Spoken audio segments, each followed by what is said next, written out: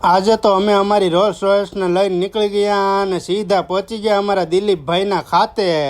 અહીંયા આવીને જોયું તો અમારા દિલીપભાઈ ઉપર તો ભાઈ સુખનો સૂરજ ઉગી ગયો અને એક નહીં પણ બે વોટ ફિક્સના મશીન માં ચામુંડાની કૃપાથી અમારા દિલીપભાઈ આજે મૂકી દીધા. અને પછી કાજલબેનના હાથેથી ઉદ્ઘાટન કર્યું એટલે એણે બધાને સાંજલા કરી દીધા. અને પછી તો અમારા રુદ્રભાઈએ 500 રૂપિયાની નોટ આપી હો. અને પછી બે બાપ દીકરાએ એક નારિયેળ ફોડ્યું ને મશીનને ધરી દીધું અને બીજું નારિયેળ ફોડ્યું અમારા કુલદેવી ચામુંડ માને. તમે સુરતમાં રહેતા હોય અને તમારે હોટફિક્સમાં કામે બેસવું હોય તો હજી અમારે બે બહેનોને બેસાડવાની છે.